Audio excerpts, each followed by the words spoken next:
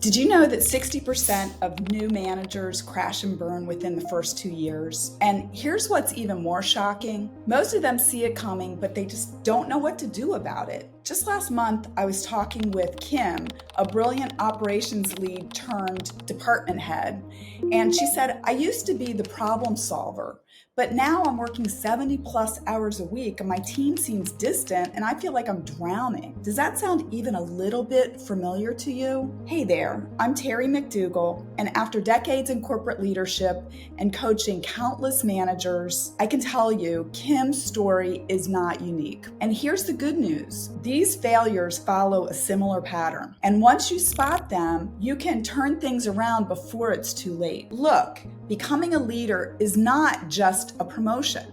It's stepping into an entirely different game with rules nobody has taught you. And if you're like most of my clients, you're probably thinking, I was great at my job. Why is leading people so different? And here's what nobody tells you.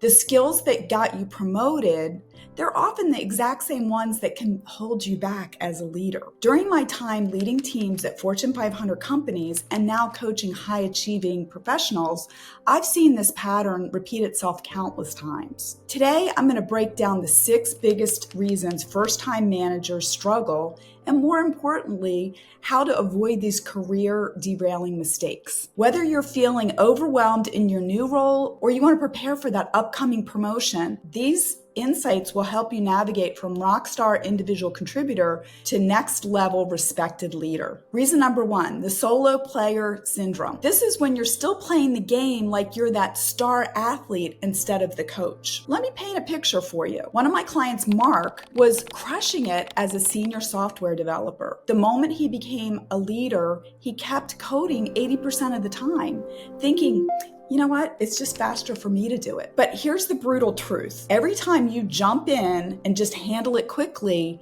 you're actually failing your team twice. First, you're robbing them of valuable growth opportunities. And second, you're creating a bottleneck that's going to come back to bite you and hard. Here are some warning signals for you. You're still doing the technical work that you love. Your calendar is packed with doing instead of leading, and your team keeps waiting for your input before moving forward. Does any of this sound familiar to you? I see this with about 90% of technical leaders when they first transition into management. And the fix isn't just delegating, it's rewiring how you think about success.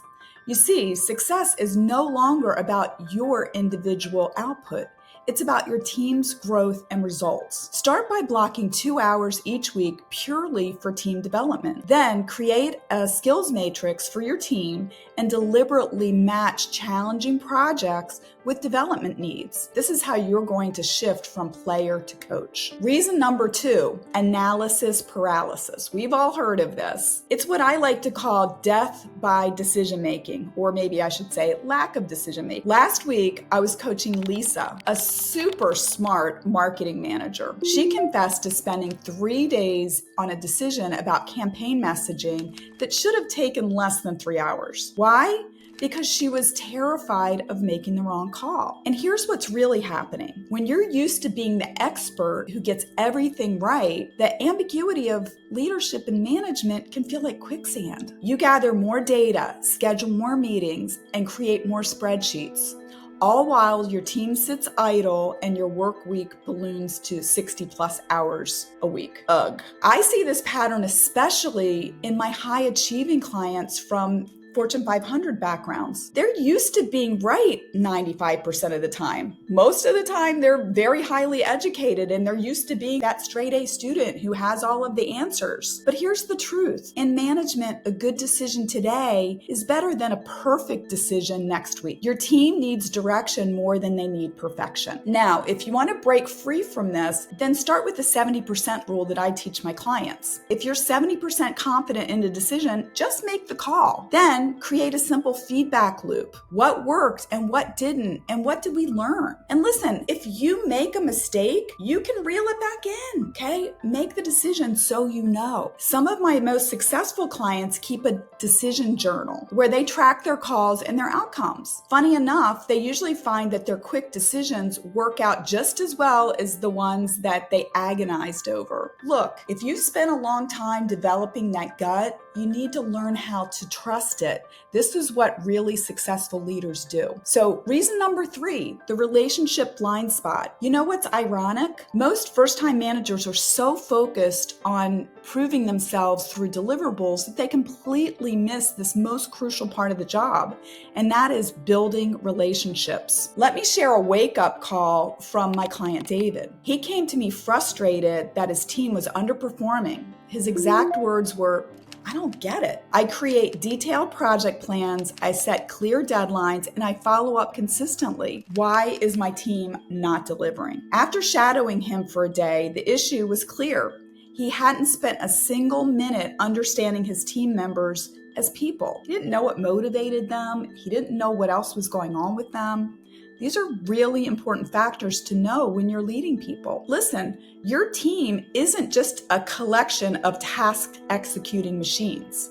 They're humans with dreams, with fears, with unique strengths. When I was leading marketing teams at a major corporation, I learned that the best strategies fall flat unless you have strong relationships with the people who are going to execute on them. But here's the fix. Start with what I call the first 15 practice.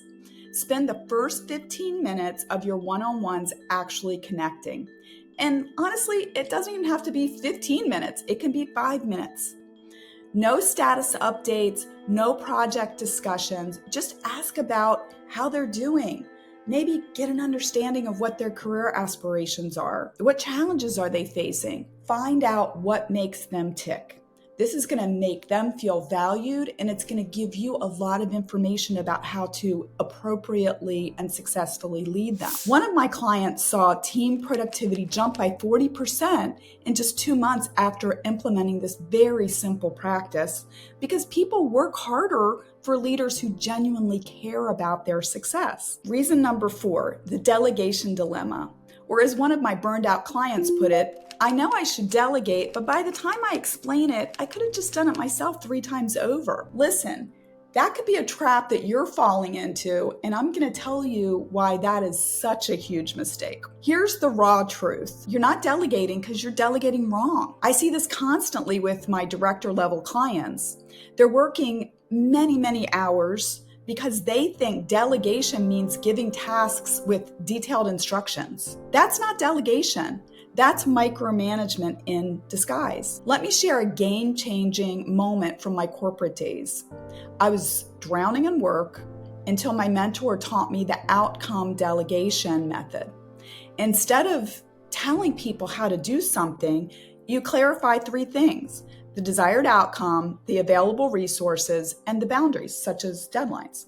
And that's it. Here's an example of how it works. Let's say you need a monthly report. Instead of explaining every step, you say, I need a report showing our key metrics by the 15th of each month. The data's in our CRM, and June from IT can help you with access. The only must-haves is that it has to highlight trends clearly for the executive team. That's all the information they need. And then, this is critical, just let them figure out how to do it. Give them some ownership. People love that. Yes, the first few times it is going to take longer. Yes, it might not be done exactly the way you would have done it. But here's what happens.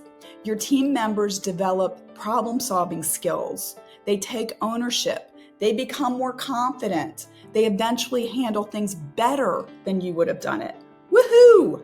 That's time for celebration, honestly. Now, one of my clients actually cut her work week from 65 to 45 hours per week using this exact approach, while her team's engagement scores went up by 30%. Man, that is a win-win. Okay, reason number 5, the impostor complex. And no, this is not just another buzzword. This is the silent career killer that has brilliant leaders second-guessing every decision and working insane hours to prove that they deserve deserve their role. Listen, if you got promoted, you deserve your role. You need to mentally promote yourself. Last month, Jennifer, a senior manager at a tech company, told me something that stopped me in my tracks. She said, Terry, I have an MBA and 12 years of experience, but every time I walk into a leadership meeting, I feel like someone's going to expose me as a fraud. Meanwhile, she was working until midnight, double checking her team's work. That is not sustainable, people. Let me make this crystal clear. This isn't just about confidence. From my years of coaching executives, I've seen how the impostor complex syndrome creates a toxic cycle. You overwork to prove yourself, which leads to burnout, which makes you doubt yourself more, which makes you overwork even more. That is not sustainable. It's exhausting just describing it, isn't it? Something's got to change if you are in that cycle, okay? But here's the perspective shift that changed everything for my client. Leadership is not about having all of the answers. It's about having the courage to make decisions with incomplete information and the humility to learn from the results. Look, nobody is perfect, all right? Leaders are the people out in front making the decisions and moving forward with the information that they see. And if you're a leader, that's you. There's no perfect path forward. You figure it out day by day. One of my most successful clients keeps what she calls a victory file, a running document of her wins, positive feedback, and challenges that she's overcome. When the imposter voice creeps in, she opens that file to remind her what a rock star she is instead of opening up her laptop at 10 p.m. to try to prove herself through overwork. Reason number 6, the legacy trap. This happens when new leaders try to be carbon copies of their past bosses instead of developing their own authentic leadership style. And trust me, this is a recipe for disaster, okay? Don't fake it. Figure out the best way to be the best you. Think about it. How many times have you caught yourself thinking, well, my old boss would handle it this way? I had a client, Mike, who kept trying to replicate his former boss's tough love approach. The problem was that he was naturally just more collaborative. His team was confused. His stress levels were through the roof, and his performance was tanking. Well, no wonder. It takes a lot of energy to fake it. And here's one thing that I learned from 2 decades in corporate leadership. There's not just one way to be a great leader. Some lead with data, some lead with empathy. Some are strategic visionaries, others are operational powerhouses.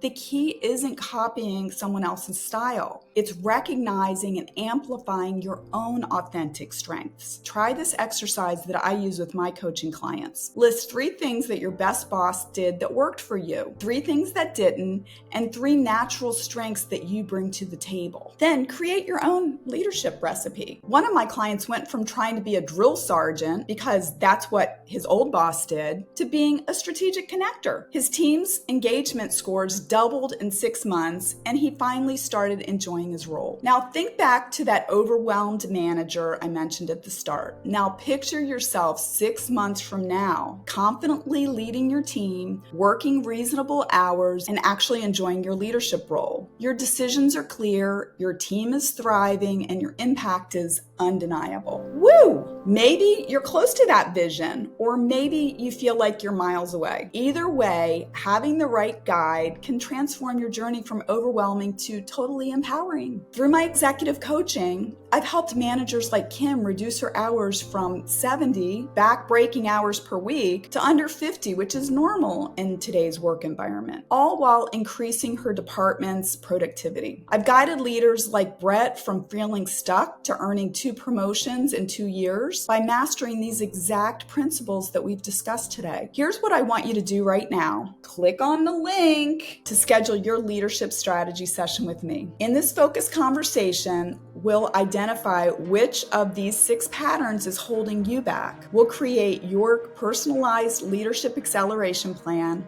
and we'll map out your first 90 days of transformation. Don't let these common management pitfalls derail your career. Every day you navigate these challenges alone is another day of unnecessary stress and missed opportunities. The strategies I've shared with you today aren't just theory. They're the exact framework that's transformed countless leaders and managers from overwhelmed to exceptional. But knowing what to do is just the first step. Real transformation happens with expert guidance and accountability. Click on that link and let's begin your transformation journey today.